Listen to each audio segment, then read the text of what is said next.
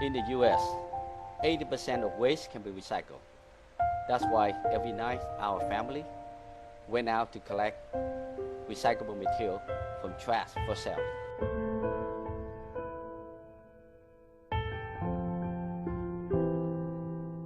In the first days, we have to work between 16 to 20 hours per day. I still remember that. After school, we had to collect recycled material from trash from 6, 7 p.m. until 2, 3 a.m. in the morning.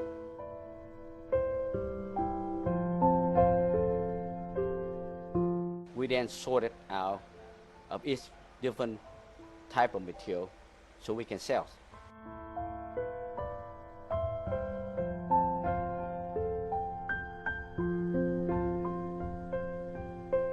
I feel so proud that we have success in our new business in the U.S. All is due to patience, diligence, and above all, determination.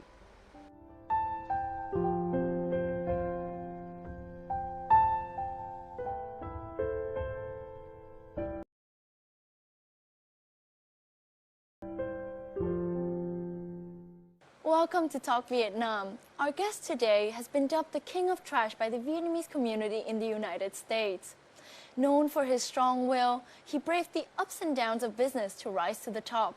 His company, California Waste Solutions, is ranked among the 100 top waste management companies and the only Asian American company on the list. As president and CEO, his affection for his homeland led to the acclaimed launch of Vietnam's Waste Solutions Company. Ladies and gentlemen, visiting our studio today in Ho Chi Minh City, Mr. David Duong. Hello and welcome. Hi, Omar. How are you today? Good, very good. Thank you very much for inviting me here for the show. Thank you for coming. So, I know you're a very busy man, and right now you own 7 waste management companies in the U.S. Yes. And your family helped you get to this success through collecting trash. That's correct. Yes. How did it all begin? Well, it's actually, it started, by my parents. And who's, when we first came to the U.S., they're the one who taking all the children, which has include me, to downtown and, seeing all the high-rise building and all that. Besides that, we see a lot of trash that's set on the sidewalk, which is get ready for the trash company to pick them up. So from there on, he's come up with the idea that's how we can start the business here in the U.S. by recycle. And so therefore, he actually get all of us started by whoever going to school in the morning can come back and help, at every night that we go out and collecting, recyclable material in trash. And that's how we started back in 1980, early 80, yes. And after those nights of trash collection with your family, your brothers and sisters, when did you have the idea to build up the waste management company? Well, from starting with one pickup truck, which is a small truck, we bought it. We bought it at $700. That's our first investment. We grown it, from one truck to about 11 trucks. Wow. Then, family start getting, too busy. So we decided that we should start, getting a warehouse. And that is when we start, a company. That's back into 1983. So after 3 years of collecting recycled material from trash, we started a company in 83. And it's called Cogito Paper Corporation.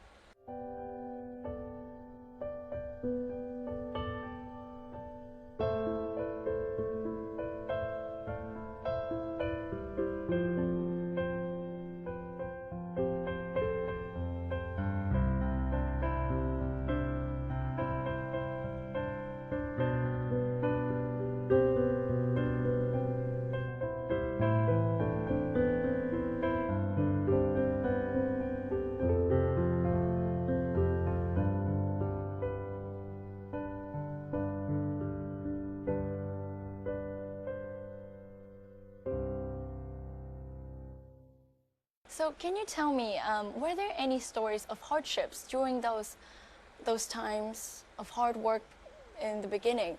Stories that you'll never forget? Being personally living in a country like Vietnam is hot with the weather and all that, and then you come to U.S. and every night that you have to work in a cold, really cold weather, and that's you have to always that we memory all those nights. And then even those that some of the night that's we collecting, but we not successfully collect a lot of material. So that's a disappointment that's come to when we can't collect so much of material that we can sell. But then the weather is getting colder, and that's one of the hardship. The second is how we're going to get the family together and working together to build the business, especially the saving money. The money that we collect at those days, hardly we use them. We're just saving them, so we can use them to rent the warehouse later on. So people work really hard and they don't get to share of the money that the sale of the material. That disappoint them, and sometimes as a family member want to quit, but like I said, that's a hard, very hardship. That how we can convince them to continue and to build the family base and to save the money so we can build a business, and that's the result of success of today. Amazing. And do you remember any other stories, any other memories? Then when we start the company, then we have a different hardship. That's because when we're collecting material on the street in trash, you don't compete with other people. But when you start in the company, then we start competing with a local company who are already present there for years. And so when we start buying material, you can't even buy, and we have to start buying material because we cannot go out there collecting material every night ourselves and running the company. So we either run the company or we collecting material. So we don't have material to run the facility that we start, and it's take a while for us to start thinking that how we're going to helping people to collect the material. So we start a funding. We start a fund that where we start training the Vietnamese, the new Vietnamese newcomer who immigrant to U.S., training them that how they can go out and making extra money by collecting recycled material at night and sell it to us. We also giving them loan for low interest, so they can start buying truck and training them collect. So it's helping them, also helping us to grow our business as a company. What a great solution. Right.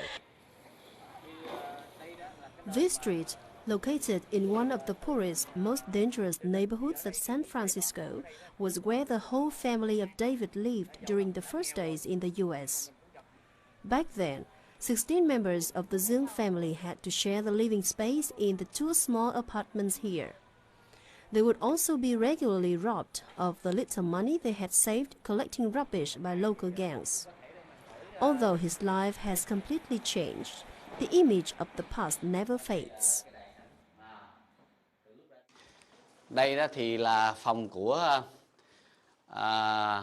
ba má tôi. Thì ở đây 207. Thì đây là phòng ba má. Thì còn tôi thì ở bên đây, phòng 209. Đúng rồi, đây là chung cư. Nó rất là chật. Nó chỉ có một cái phòng đi vào, có một phòng và một cái nhà bếp vậy thôi. Ba má của tôi là những người mà họ biết là mình không nhẫn nại, không cần cù cũng như không dành dụm những năm đầu thì mình sẽ không có được những năm sung túc hơn về sau. Thì đó là cái mà ông bà đã dạy cho chú tôi, chú thím và cả con cái.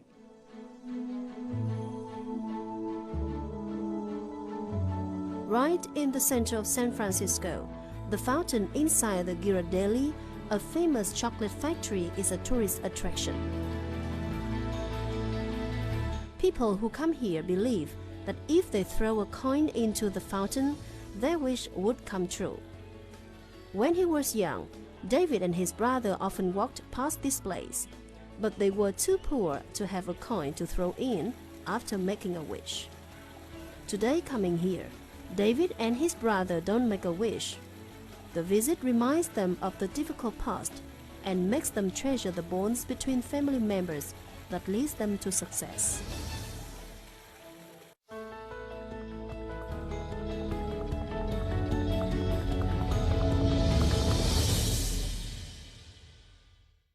What was the biggest challenge you had to overcome on the first day of your work? My parents always want me to lead the company, but then we also have family members who did not agree with us at the time. So that's the challenge. At that time, I didn't think that I want to be, because I want to see that family united first, and I take that as more important than making money. Yeah. But it comes to a choice that we have no choice. That my father one day he said, "Well, if you get a couple of your family member not join you, but if you can run successful business, you can bring them back anytime," which is true, and I'll be able to bring them back after 5-6 years later, and now we become a big family united again to run the business over there. That's great. And have you ever encountered moments that made you think about giving up? No, I'm the type of the guy that's always take challenge and deal with it. So I did not any time at any moment that thinking of giving up. But of course, when I do anything, I always think that you have to commit it to it, and without commitment to it, then you can't success. And of course, any business, anything that you do is not easy to start with, and if you really committed to it, put your hardship into it, and and keep focus on it, you'll be success. So there are many times that that we had to go through. Let's say one of the things that when we have a company, even we competing with a local company, and we even get people that set it up a fire to burn our whole facility down, our factory down, and that's really hardship because that's at loss. Yeah. But we didn't even give up. We think that we can restart it, and we did. I'm the type of the guy that challenged and really patient. So I think that's because that's going to make us success today. Yeah. David Duong now owns 7 waste solution facilities, and our reporters had a chance to visit one of those locations. Let's have a look. Since early in the morning, the truck fleet of California Waste Solutions, or CWS, starts the daily routine, collecting the waste in different neighborhoods. All these trucks are monitored with GPS and equipped with automatic system for higher efficiency. High-tech applications, plus diligence, patience, and a good understanding of the law, according to David, are the key to success. Một khi mình làm bất cứ một cái gì trên một cái nơi đất nước mới, hay một cái nơi mà mình cư ngụ mới mà không phải là đất nước của mình, không phải là ngôn ngữ của mình, không phải phong tục tập quán của mình, thì mình phải ráng làm sao mình phải nghiên cứu cho thật kỹ và hiểu biết cho thật kỹ về vấn đề luật lệ. Nếu mà mình chịu khó, nhẫn nại, chịu học hỏi và mình phải biết được luật lệ, thì tôi nghĩ là cái success thành công nó sẽ nhiều. With huge investment poured in modern technology to increase competitiveness, CWS now ranks 31st in the top 100 businesses in the U.S. waste recycling industry. The company's performance has continuously improved, with it now employing 300 people. I've always enjoyed working with David, even before I worked for David. And I've always appreciated David's innovation and his loyalty, and also his high degree of professionalism. Those are things that I found interesting and attractive to working with CWS. And David has been very consistent in his management and his philosophy, and that type of stability, I think, has helped CWS and its company and its people grow. Mặc dù ảnh là rất là giỏi, nhưng mà ảnh rất là thân thiện và cái ảnh đối xử rất là tốt với mọi người. Since 1992, CWS has collected and processed recyclable material for 10 cities in the U.S. Recently, CWS invested around $160 million into 2 new waste treatment projects in the cities of Auckland and Stockton.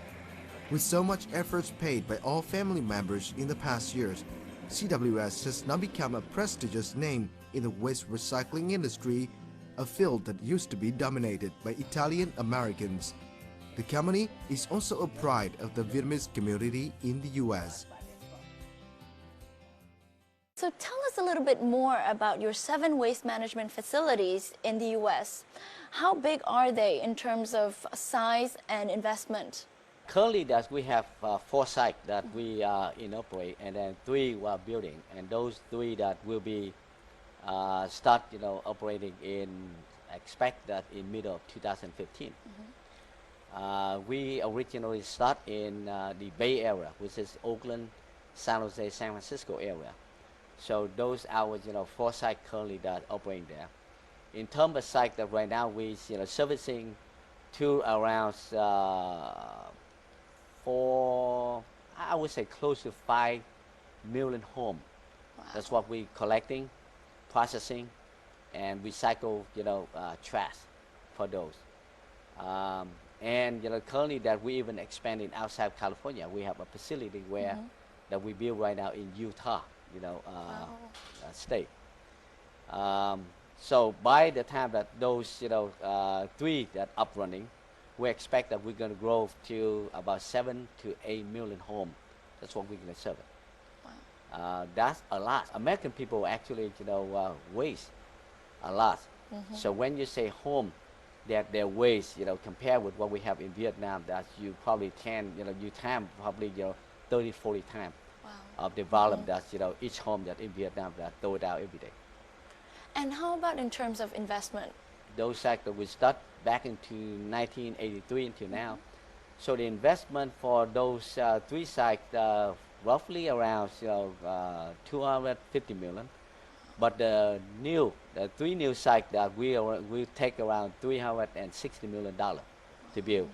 One of the biggest sites that we build at the Port of Oakland, because majority of material that we collect that are recyclable material, after process, we're going to re-export it back to the country. That's where they need the material to making product, especially like China, Vietnam, Philippines, and Indonesia, India. How are you running all 7 facilities?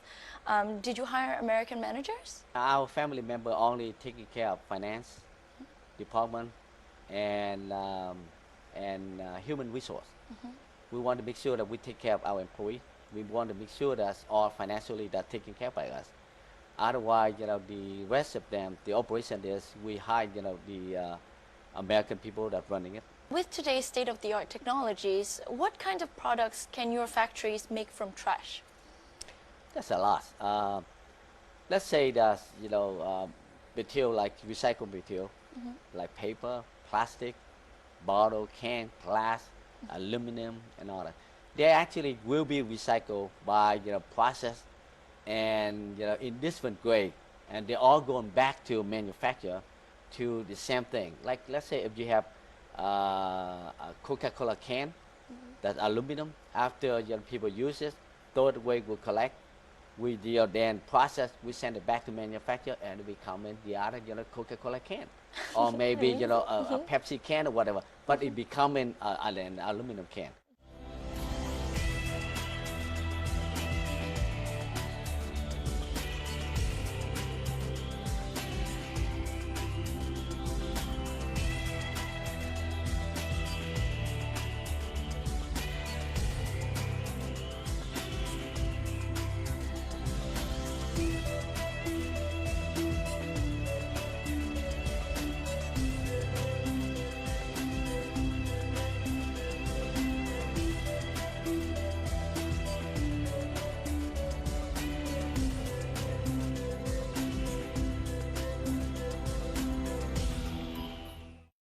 So how did you manage to compete with the other waste management companies?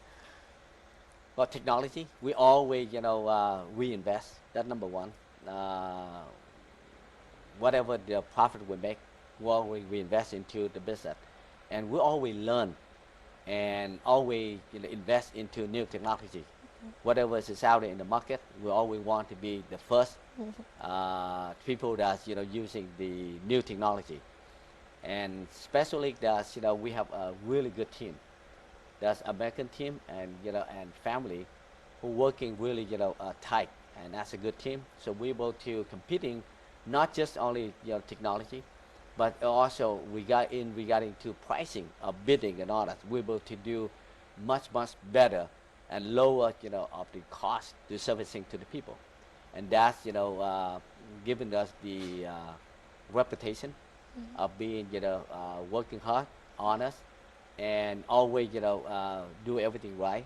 And from your own experience, what is the biggest challenge Vietnamese encounter when starting up a business in a foreign country, for example in the US? I think that you need to, number one is learning the law, and get to understanding carefully. And number two, you make sure that you pick the right business that you go in. Don't listen to people, and don't see that if somebody is doing good business in one business and you think that okay, that's business I want to get in.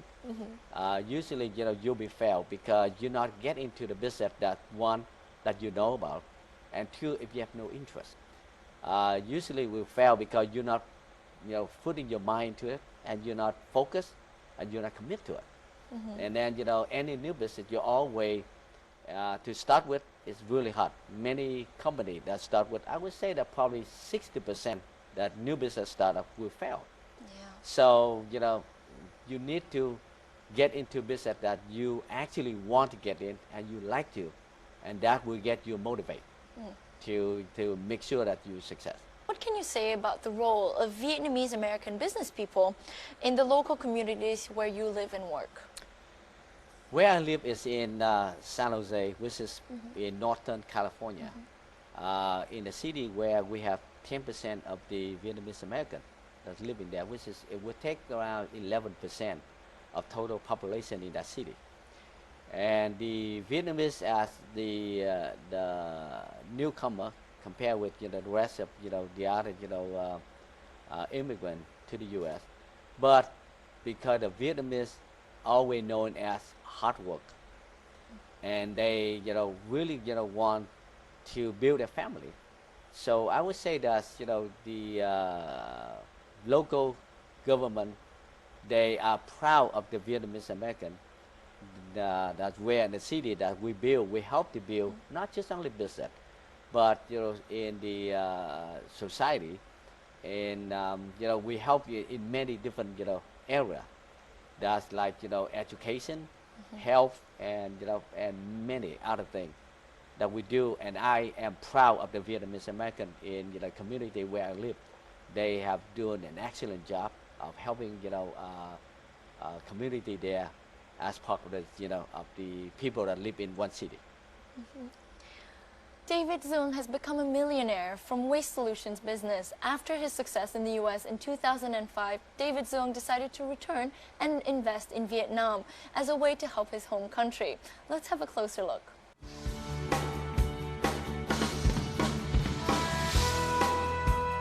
The 127-hectare Da Phước Solid Waste Treatment Complex in Binh Chanh District, Ho Chi Minh City is one of the largest and most modern waste treatment facilities in Vietnam. This $120 million project of the Duong family, equipped with the most advanced technology, can treat 3,000 tons of waste a day and generate jobs for around 10,000 workers while having a minimal impact on the environment. And soon, new technology will allow the complex to generate electricity to power itself and contribute to the national grid.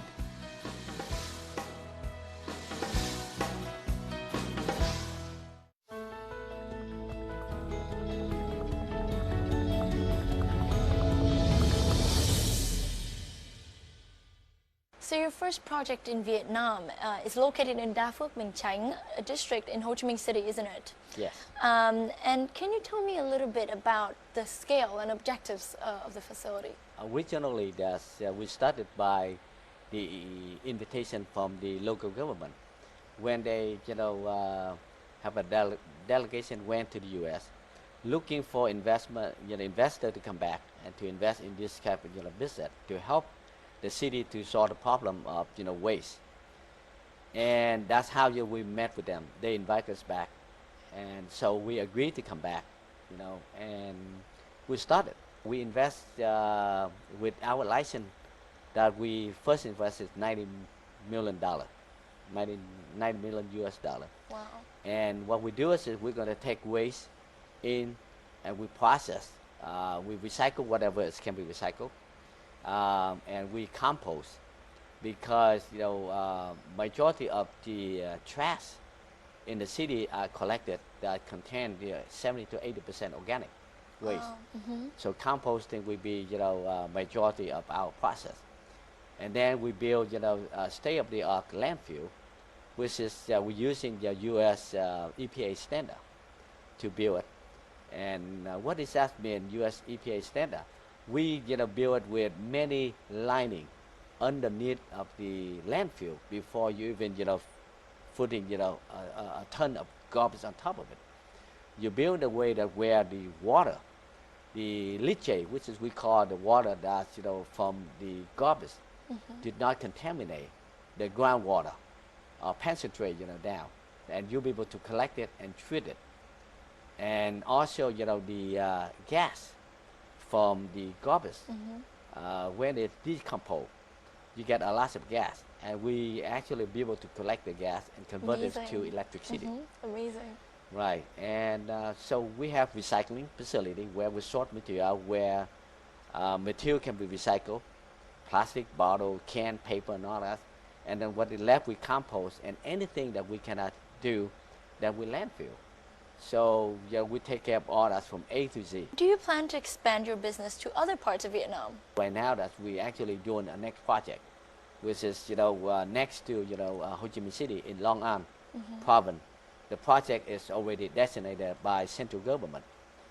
We'll be treat all waste from Ho Chi Minh City to the south of Vietnam, and that will be a challenge, but will be a really good project that will take care of waste for the Ho Chi Minh City and the South Vietnam for 100 years.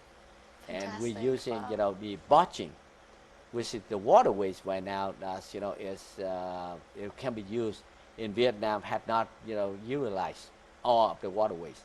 So that's what our project is building, botching to carry waste from each city or province to the area where we can build and treat it. So that facility, with the investment that we projected about $700 million, talking Fantastic. about US dollar. So, as an investor, what do you think about the Vietnamese business environment nowadays? If the government even create law to protect the Vietnamese overseas come home and invest, because we come home and invest already disadvantaged for us. We have to travel back and forth, and if we invest and we have to compete with a local company or local person, it's really tough for us.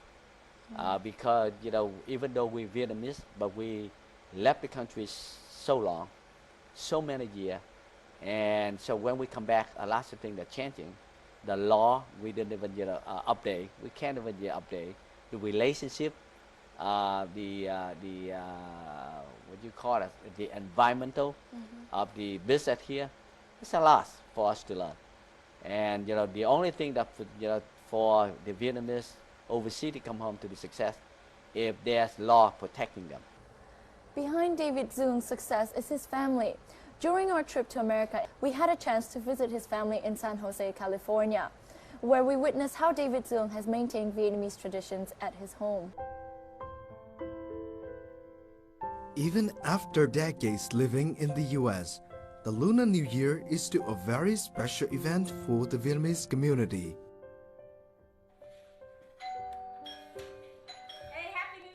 Whenever a Lunar New Year nears, the house David and his mother live is where brothers and sisters of the Duong family gather. From the day all of them struggle to earn a living by picking up rubbish in the street to the time they now run a company together, the bond between them remains unchanged. It's all thanks to the family tradition of solidarity that has been passed down from their parents. incense burned to commemorate his ancestors. This tradition is still kept in David Duong's family, despite it being decades since they settled down in the U.S.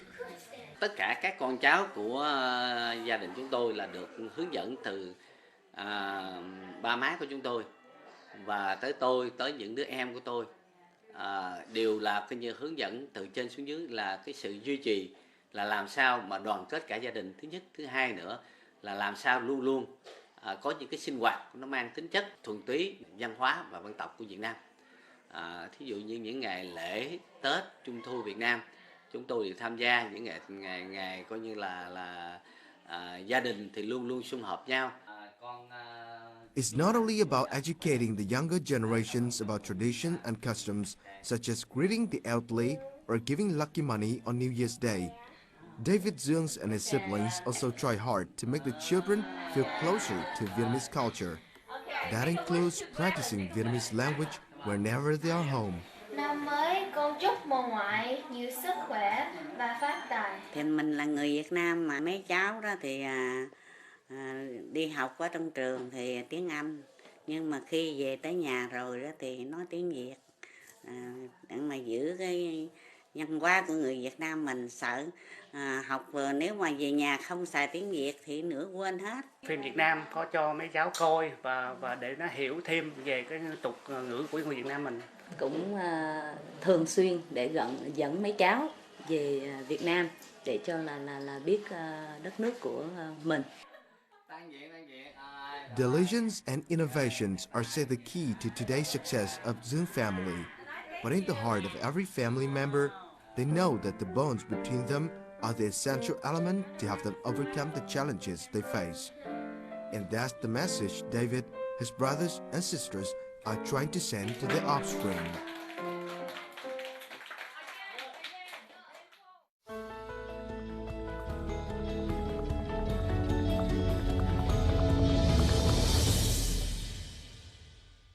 So how have you helped your children to maintain the Vietnamese traditions at your own home? We learned it from my parents that they always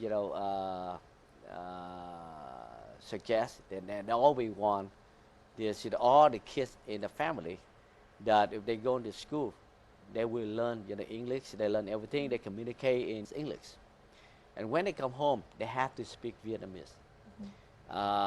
The Vietnamese will be the language used at home, and that's where we'll be able to maintain the Vietnamese culture.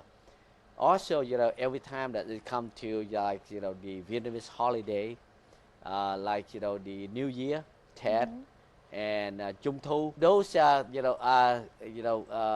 holiday that is actually bringing the kids back to the culture, the Vietnamese culture. So we always involved with those, and we always create a party, create thing at home. We buy Vietnamese product, food and all that. So the kids be able to eat, drink, play. Have you done anything else that's special in a way to maintain the traditions at home? Well, I would say that most of everything that we have done while we're young, and my parents, always get there.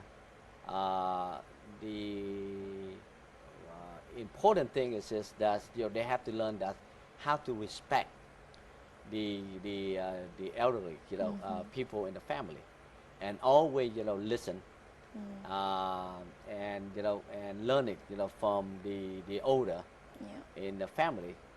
I think that's not in the U.S. they do not training you like that, but in the Vietnamese American family, I think not just only us, but every family, Vietnamese American family, always doing that. But us more especially because my parents very strict about getting the student still remember the country, the root where they come, coming from, the culture, tradition, of Vietnamese, and all those. Yeah. So, I'm proud that we have a parent that who always, want us to look back and always, training us and teach us a thing that we should remember. And I know that you've contributed enormously to promoting Vietnamese culture in the United States. Can you tell me a little bit more about your cultural projects? Outside the family, there's the Vietnamese community. Always have all kind of event like Tết, which is the New Year. They renting the whole parks. Wow. And then they create a Tết there, so people go in there. You have all different type of business that people go in there. They can make bánh chưng, and all kind of things that they can sell it there. Most of them are just Vietnamese food, and especially they even giving out lì xì and all those things in the New Year. And we part of those. We make contribution to help to make sure that the organizer be able to get the enough funds so they can doing all those things to keeping the Vietnamese culture and tradition in the community. And also in Trung Thu, we always make contributions so they can be able to import lòng đèn and all those to give it out to kids, and so they remember all the kids will be able to learn this is how even though they live in the U.S. or even though they're born in the U.S., but they'll be able to learn the culture, the tradition of of the Vietnamese back home. Yeah.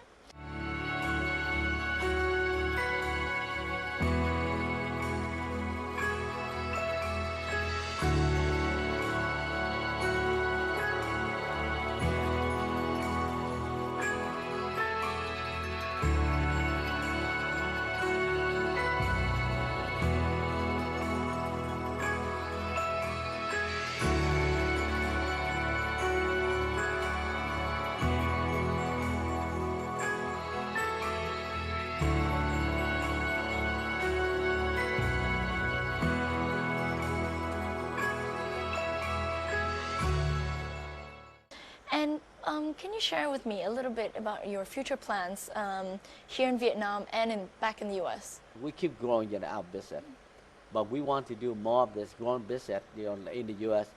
We'll be able to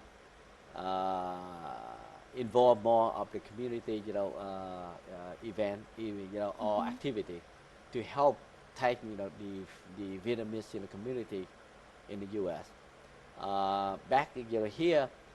We want to do more of the helping the society and the community beyond just environmental. Like we just helping people, poor people, that giving away of house that we build, giving away.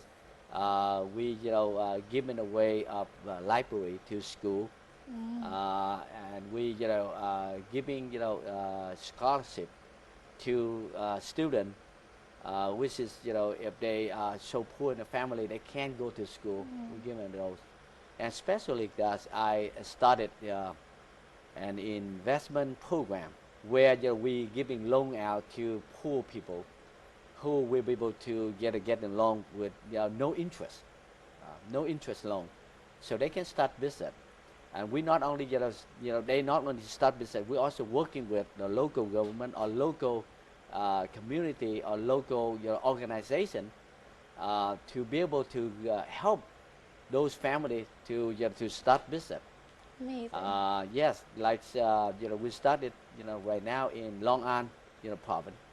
We're giving out loan out to many families. Some family growing vegetable. Yeah. Some family growing chicken farm and all those. So the money that loan out is based on the amount we